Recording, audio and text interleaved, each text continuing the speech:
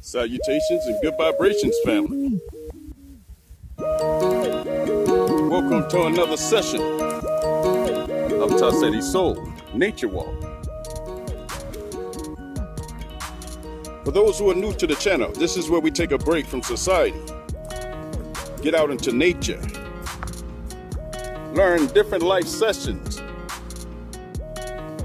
different life lessons from what our environment provides. Nature is a natural antioxidant, a detoxicant for the mind, body, and soul. There's many things to learn, even with a simple walk.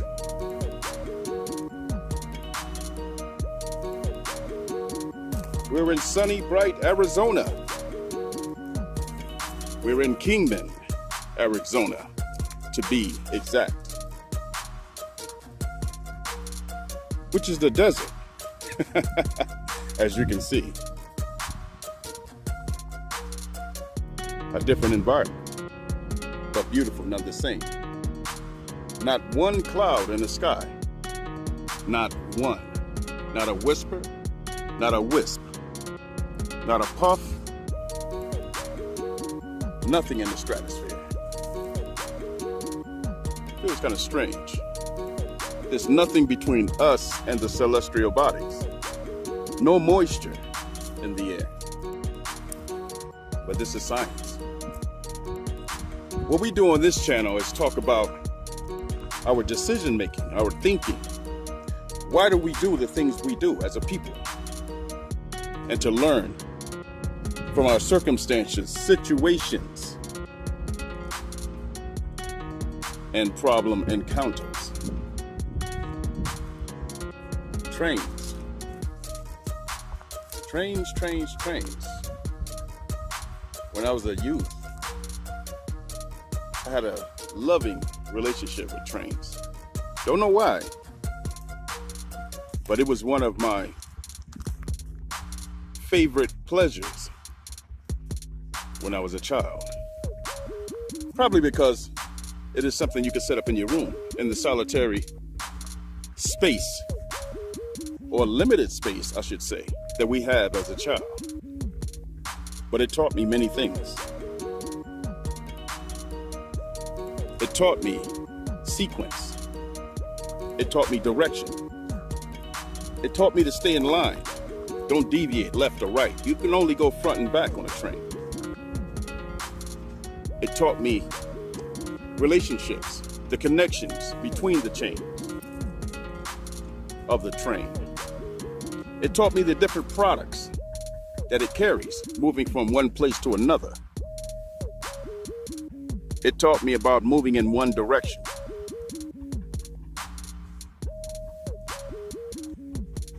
Not moving back, only moving forward. It taught me the power of the locomotive, that it pulls the rest of the cars. It pulls the different various materials on the cars. As you can see, family, I've learned a lot from trains. I see one coming, and this is a monster. Seems to be carrying containers, probably from California and the West Coast, traveling east to you guys, if you're east. But look at the power that these locomotives in order bring to the cars behind. Magnificent. Amazing.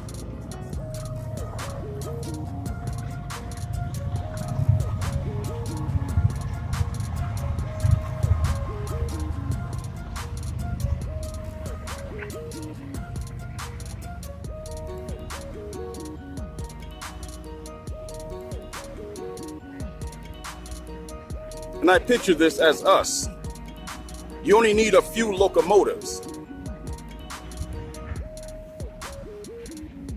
to pull the rest of the people along, our leaders. And the people must not deviate left or right, but stay connected on the track. As a caravan across the desert, walking to and from the pyramids. These are not only stacked, but they're double stacked. In unison. They are different colors, different labels, different marks, different names, some with even graffiti.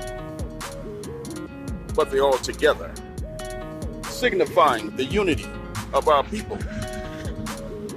Signifying, though all of us come from different places and backgrounds, we connect and move in one direction. Though many of us have scars, damage, and trauma, there are some that's double stacked. That is some that are traveling alone. But they are moving together in one direction. No one stepping out of line. No one getting out of order. This is amazing. Family, this is a spiritual lesson. A lesson to our pharaohs, men and women, to our kings, to our queens, to our princes, and to our princesses. We must get in order, family.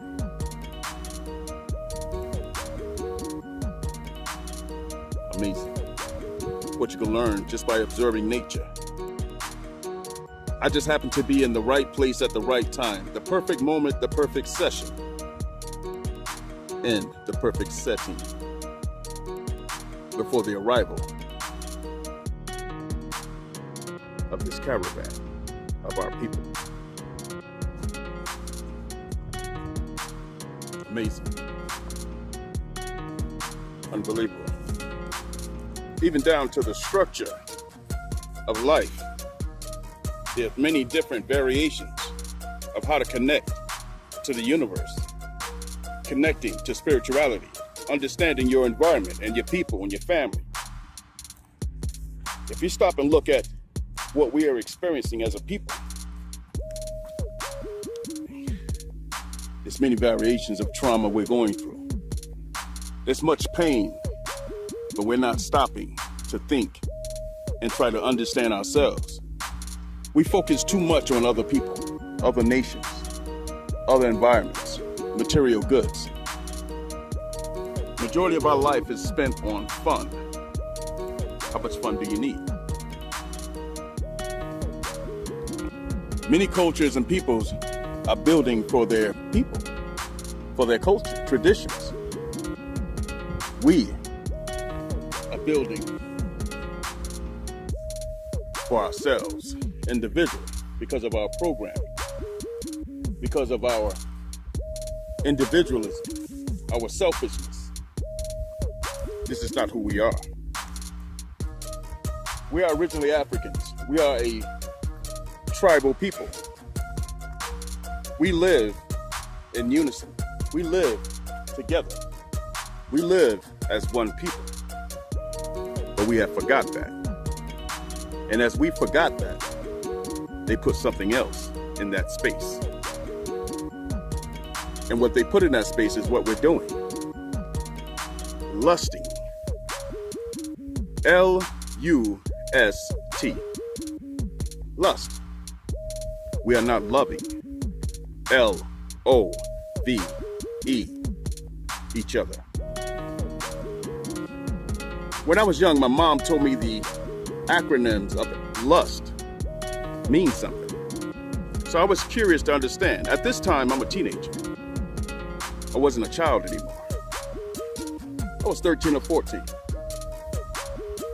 My mom told me, stop lusting after material goods and people. And I asked my mom, what does lusting mean? It means to want something that is not good for you. It means to want something, especially if it's a person, to want someone you don't even want to be with, to want someone you don't love. And then we got into and then we got into the conversation, the difference between love and lust. So the acronyms that she gave me for lust was lost, under, sexual, tendencies. At the time, it didn't hit me like I understand it now. But it's very, very clear and important to understand that if you don't love someone and don't want to be with them the rest of life, do not take a temporary detour, because the energy you pass between each other may affect you for life. The damages, the lives that you will touch. Many great things come out of it, but also the deviation of your divine order and direction will be affected. Each person is a universe, and when universes collide, planets collide, suns collide, moons collide.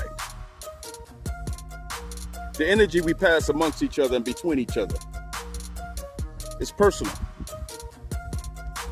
So when you collide with another person or have a relationship with another person, if you do not intend to be with that person forever, you will bring remnants of that universe with you. That energy will follow you, good or bad. And then once you get caught in the loop of that action or relationship, you definitely have a difficult time staying in one relationship. You pass from person to person as though you're skipping planets to planets of the celestial bodies. It is something we have to understand in our psyche to control our thinking. We must have mind over matter, because you have problems when you have matter over mind. You stay stuck in the material world. Everything becomes superficial, even people. Everything is able to be thrown away, even people. You do not have value for anything. You do not have love for everything. You do not see the purpose that you're involved in. It's amazing. As I finished the conversation with my mom and understanding the difference between love and lust, it still took me a number of years to master it. It still took me a long time to understand that I am to control my emotions. Do not let my emotions control me. Having fun is great in an environment to have fun, but getting out of control and just wanting to have fun for your own personal gain, despite the feelings and understanding of the other people or environment around you, is very dangerous. But life goes on. Life is great. There are many trivial things going on in the universe. The Creator will place many challenges before you. Understanding the 15 laws of nature that I completed in one of my other videos. Understanding the relationship between your first person and second person, the inner you and outer you. Many of us don't even know ourselves. The person within your body looking out through your eyes is the real you. What they see on the outside is what you've created, or what the environment has created. Your actions, your perception of life, what you put on your body, your person, your style, your fashion, what you believe is true. It's not always the real you. It's the perceived you. The part of you that you want to show to the world. Managing your emotions and being aware with your intellect. That's what we're about. This is what needs to be done, because we are so busy and we're under so much pressure living in these cities that we don't get time to ourselves and space to think. Waking up to consciousness is more than just an act. Your whole world would change. Everything would seem different. You would be more intuitive to what's going on around you. You will start to be aware of everything around you, what's in front of you, the detail of what you're looking at, and you will observe things out of the ordinary, like the birds, certain sounds, the motion and actions of people's movements.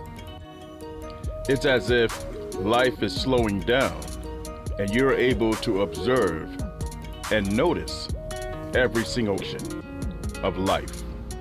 Don't forget to like, share, and subscribe.